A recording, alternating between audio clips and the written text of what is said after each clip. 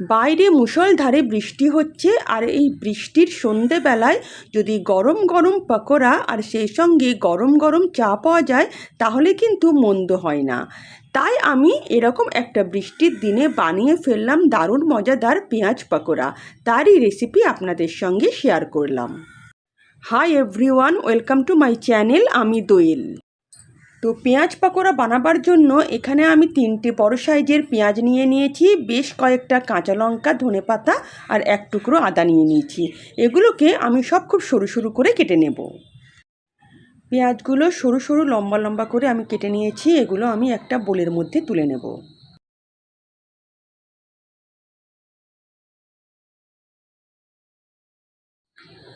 ধনেপাতা, কাঁচা লঙ্কাগুলোকেও আমি খুব সরু সরু করে কেটে নেব।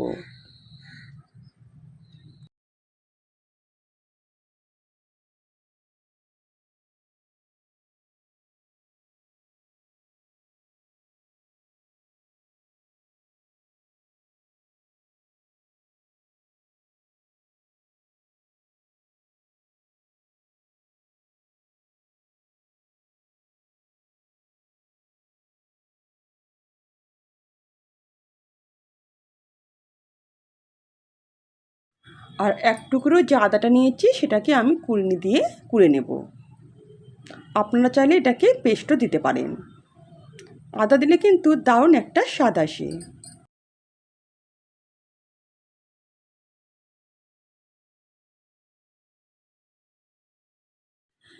এখানে আমি 1 বাটির মতন বেসন নিয়েছি, আর বেসনটাকে খুব ভালো করে কিন্তু চেলে নিয়েছি। যদিও 1 বাটি বেসন কিন্তু আমার লাগবে না।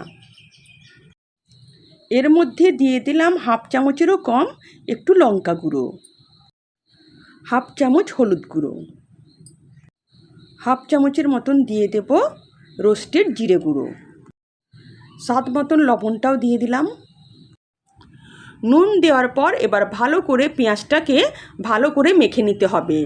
এতটাই ভালো করে মাখতে হবে যাতে পেঁয়াজ থেকে জল বেরিয়ে আসে।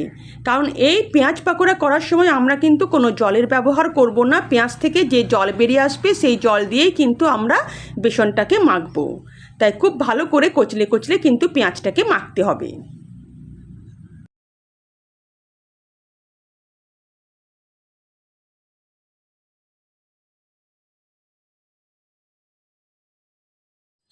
পেঁয়াজটাকে খুব ভালো করে মেখে নিয়েছি, আর দেখুন পেঁয়াজ থেকে কিন্তু অনেকটাই জল বেরিয়ে এসছে।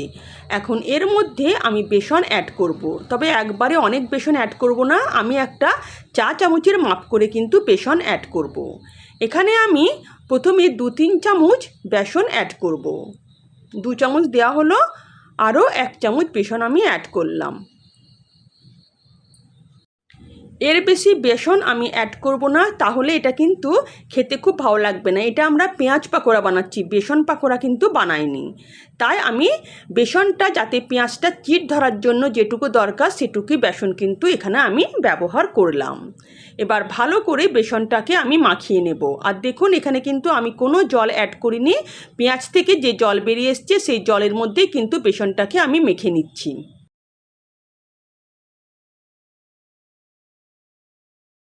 আর এখানে কিন্তু বেসন বলতে আমি চা চামচের 3 চামচ বেসনই কিন্তু ব্যবহার করেছি। এবার ভালো করে মেখে নেব। ভালো করে মেখে নেওয়ার পর এবার আমি হাতে করে দেখব যে ভালো করে চিট ধরেছে কিনা। যদি দেখেন যে ভালো করে চিট ধরেনি তাহলে আরও 1 চামচ আপনারা বেসন অ্যাড করতে পারেন। তো এখানে আমিও দেখলাম যে না, ভালো করে চিট ধরেনি, তাই আমি আরও 1 চামচ বেসন এর মধ্যে অ্যাড করে দেব। ব্যাস, এবার এটাকে ভালো করে মেখে নেব।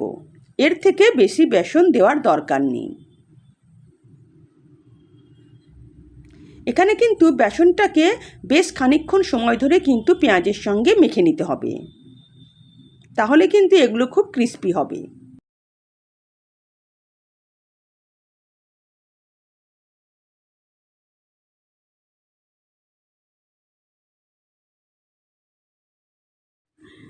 এখানে চাইলে আপনারা 1 চামচ চালের গুঁড়িও কিন্তু অ্যাড করতে পারেন, তাহলে কিন্তু খুব ক্রিস্পি হবে। কিন্তু আমি এখানে চালের গুঁড়ি অ্যাড করব না।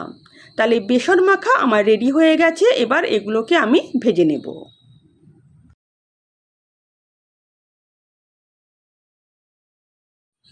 এবার পেঁয়াজের পাকোড়াগুলো আমি ভেজে নেব। তার জন্য গ্যাস অন করে একটা কড়াই বসিয়ে দিয়েছি, তার মধ্যে বেশ খানিকটা আমি সাদা তেল নিয়ে নিয়েছি। তেলটাকে আমি কিন্তু এখানে খুব গরম করে নেব। তেল যখন খুব গরম হয়ে যাবে তখন আমি গ্যাসের ফ্লেম একদম লো করে দিয়ে এবার একে একে আমি কিন্তু পাকোড়াগুলো ছেড়ে দেব। এগুলো একদম লো ফ্লেমে ভাজতে হবে, তবেই কিন্তু পাকোড়াগুলো খুব মুচমুচে ক্রিস্পি হবে। তো এভাবে একে একে আমি দেখুন পাকোড়াগুলোকে তেলের মধ্যে ছেড়ে দিচ্ছি। একদম লো ফ্লেমে এগুলোকে লালচে বাদামি করে ভেজে নিতে হবে।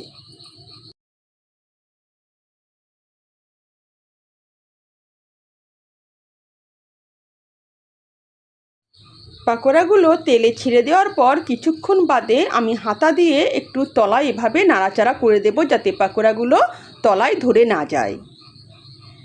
তারপর পাকোড়াগুলোকে আমি বাদামি করে ভেজে নেব, লালচে বাদামি করে। একদিকটা ভালো করে বাদামি করে ভাজা হয়ে গেলে আমি খুন্তির সাহায্যে উল্টে অপর পিঠটাও বাদামি করে ভেজে নেব। এক পিঠটা বাদামি করে ভাজা হয়ে গেছে, এবার আমি উল্টে দেব।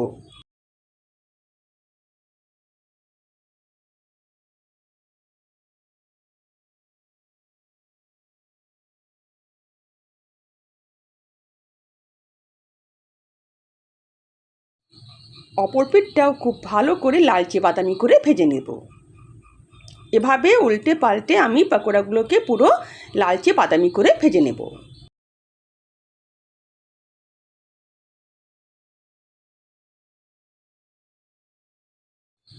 পেঁয়াজের পাকোড়াগুলো আমার লালচে বাদামি করে ভাজা হয়ে গেছে। এবার এগুলোকে আমি তেল থেকে তুলে নেব এবং বাকি পাকোড়াগুলো একইভাবে ভেজে নেব।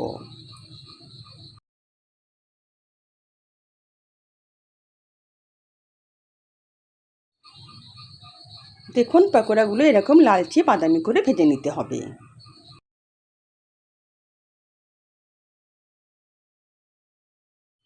তো গরম গরম পাকোড়া আমি সার্ভ করে দিলাম 2 রকম সস দিয়ে। তো যদি আমার রেসিপি আপনাদের ভালো লেগে থাকে তো প্লিজ আমার চ্যানেলকে সাবস্ক্রাইব করবেন আর পাশে থাকা বেল আইকনও প্রেস করবেন, যাতে নিত্য নতুন রান্নার নোটিফিকেশান সবার আগে আপনাদের কাছে পৌঁছে যায়।